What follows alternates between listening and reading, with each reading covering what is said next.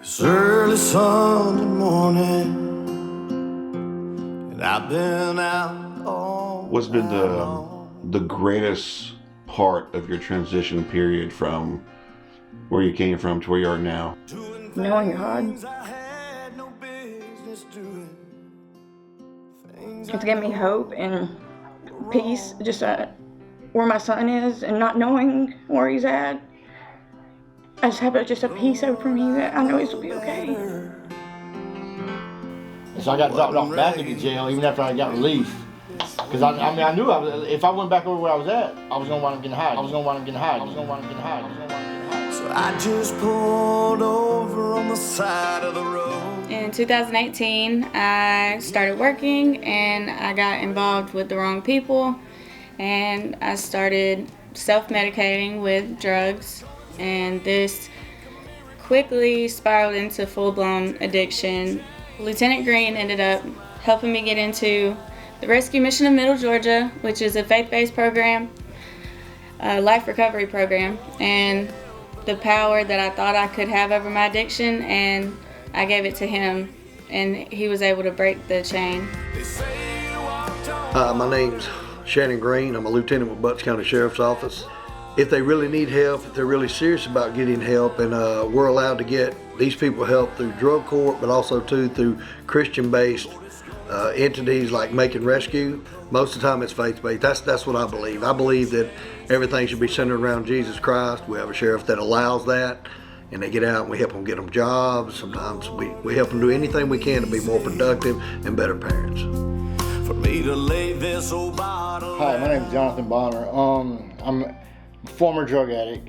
How I got my life turned around was I got arrested on a drug charge, but when I got out of jail, I wanted different. So I knew I had to do something different. And the lieutenant had told me at Butts County Jail about this program, and if I needed help, he would try to help. He would help me get me in somewhere. On our way there, Sheriff Gary Long was kind of going a way that was, I thought that maybe they were about to surprise me and take me to see Josiah because he lived over that way, and he was like, no, that's not what we were doing, but where does he live? And I told him, and that's when they allowed me to go see my son, hug him, kiss him, tell him I love him, and just see his face before I went to the rescue mission. And I think that says a lot about Sheriff Gary Long's heart.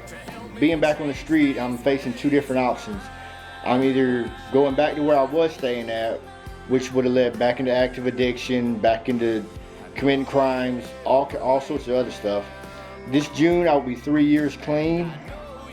I get my kids back every weekend, so that was a big thing for me. I got baptized, and it's just completely changed my life. Sheriff Gary Long said, if you need help, come see me and we'll get you help. As I was struggling, I would think about that video, and I would think about how I need to go surrender and just ask for the help, but I was always scared. Now that I'm at where I am today, I know that he meant what he said and that he will get you help because I'm living proof of it. Looking at the before and now shows from death to life. For years, my life consisted of getting and using, and I was never content with life because I was constantly worried about my next fix. I opened the Bible for the first time ever. I turned to a random page, and the verse I saw was Matthew 11:28. Says, "Come to me, you are weary and burdened, and I will give you rest." And that really spoke to me, and it showed me that I do have a chance at a new life. Your son was, because of your addiction, your son was actually taken. Yes, from my parents. Mm-hmm. Yep. But I'm actually seeing him now and working on getting him back. And you will get him back. You will. I am going to get him back. So thank you to Sheriff Gary Long. A special thank you to Lieutenant Shannon Green for seeing a light in me, even when I didn't see it in myself. I am changed, but I am still Catherine. I am Catherine, but I'm not that girl in the before picture anymore. So in 2013, newly elected and took the job, I was down in the jail one day, and I was walking through, and there was a female inmate, and I was down in the female section, and she came up to me and she said she needed help. So I said, what do you need help with? I didn't know if there was a problem or whatever. And she said she had an addiction and she couldn't beat it. And you know, my entire career as a deputy has been some sort of drug enforcement. And I was in a mindset that it didn't matter if you were a drug addict or if you were a drug dealer, you were all the same. That was just my mindset as a street cop. And so I talked to this lady, I took her name down and I told her I would help, and I really didn't think too much more about it. Miss Deborah had come in to see me about jail ministry. And I told her, I said, there's a girl down in the jail. When you go down there, can you talk to her? I didn't really think much more about it. So Deborah come back and told me, she said, I think I could get her placed at the Potter's house at Rock Springs Church. So it was about 2 years later, so probably about 2014, 15, somewhere in there. I'm at church and this lady walks up to me and come to the pew that I was sitting in. I was on the end of the pew, and I stood up to let her in. And when I did, she's like, no, you can keep your seat. So she looked at me and she said, you don't know who I am, do you? And I said, no ma'am, I'm sorry, I really don't. And she said, I just want to tell you thank you for saving my life.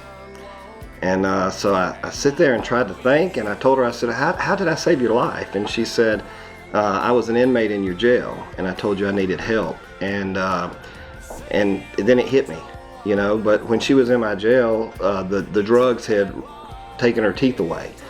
She had scars and marks all over her face just from the abuse of drugs. So that minute, right then, it hit me. But what really put it over the top was she told me, she said, you know, I haven't had my kids in my custody in many, many years. I could not even see my kids.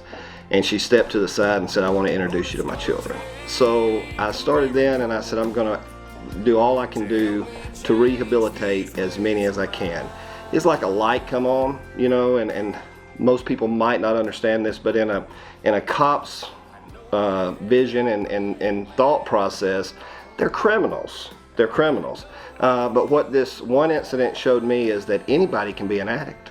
Anybody can become an addict. All they have to do is try it one time. Lieutenant Green comes to me and he says, I've got us a connection at Rescue Mission in Macon. So we started plugging people into there. And, you know, I watched 4 or 5 inmates that we took from our jail that Shannon walked through that program to graduation, that become staff members at the facility for multiple years. I probably still have some there today. An addict can be rehabilitated with great success. A drug dealer cannot be rehabilitated, in my opinion. I've done this for 28 years. In my professional opinion, 1 out of 10 will rehabilitate drug dealers by going to prison. Usually they go to prison and come out a bigger drug dealer than when they went in. So that's why my focus is so strong and so hard on drug dealers.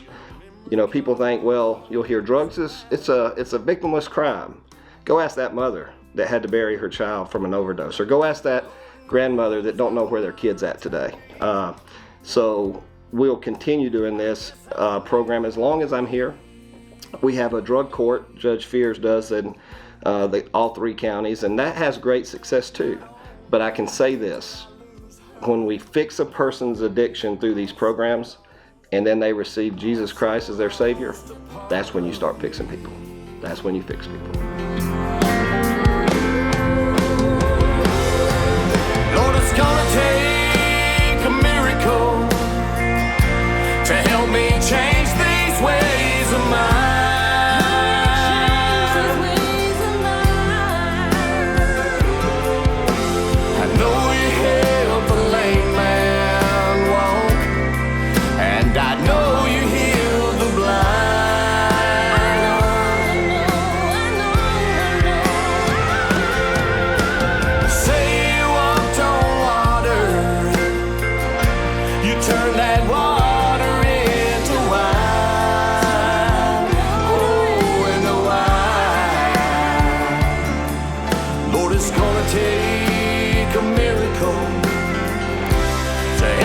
Change these ways of mine.